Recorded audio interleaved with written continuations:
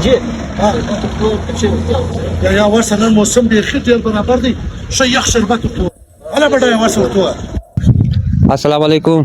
وعلیکم السلام نافع خانه څنګه یې خیریت ته بیدار ہے؟ طبیعت څنګه دی د الله احسان شکر دی یاره. پریشان یم عثمان. ولې خیر څه پریشاني ده یاره یو کار مې نه په برابرېږي. څه وایه یوار مې د موټرسایکلان شوروم راویستی په هغه کې مې نقصان وکړي. بیا مې د هغه بعد راولاړ شوم د هارډویر دوکان مې خلاص کړي په هغه کې مې نقصان وکړي. زه تا ته ګورم ماشاءالله ورځ په ورځ ترقي کوې. ما ای ملاله ورسه هغه ملاله ورسه تاویزان ځینې راوړه یو شی کار نه کوي والله کوم شی به سمجھ راځي. یا نافع خان ناشده خبره دې وکړه یاره ولې یو کار دې پر مخ نه ځي یو کار په مخ نه ځي یاره. څه وایه ګرد ملایان دي علاقې ګرد ملایان راکتلي دي یو تاویز کار نه دی کړی. ملایان نه ورلې هغه هم کار نه وایستي یا یو کار نه وایستي کار پر مخ نه ځي نه ځي پر مخ یا نافع خانه ته راځه د ما سره چیرې ته خو راځه چیرې بیا ته خو راځه یاره عثمانه تا کور ته راوستو ونه ستې کور نه مې راوستلم کور دې څه به کوې ته خو راسه ستا په کور کې مې کار دی ته راسه بابا چې کار دی ته خو راسه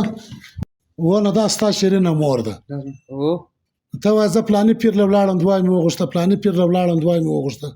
مګر تا د خپلې مور سره کور ته څال جوړ کړی هر وخت زه درته ګورم ته د دې سره په جنجال کې په دې سره په غټ اواز کې خبره کوې لاسونه ورته غورځې د الله بنده سړی څه چې خپله مور نه وي خوشحاله نو د هغه به څه کار پر مخ ولاړ شي ته دا ما ته ګوره زما ولې هر کار پر مخ وي ولې هر کار برابر د ما څه خپله شیرینه مور خوشحاله ده ما ته خپله شیرینه مور لاس پورته کړي زما ته بندې دروازې خلاصېږي باید په کار دی چې ته د خپلې مور ته دوه ټوله کې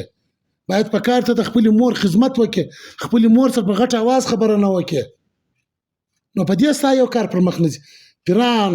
د دنیا دغه دی وغوښتو خو یو کار دې پر مخ نه ولاړی یا نه ولاړ ولې نو تاسو د خپل مور نه خوشاله چې د مور نور خوشاله کې د مور د زړه دعا د لوکي ته ته بند لري خلاصيږي کوشش کوه د خپل مور سره شکوه د خپل مور مزیروه د زړه سیو دعا د لوکي دواړي به برابر شي نافع خانه د خپل مور سره ورشکوه سلام علیکم سیدا یار عثمان صاحب کور ودان ما سرګ در خلاص کړي بس کور ودان یار کور ودان راځه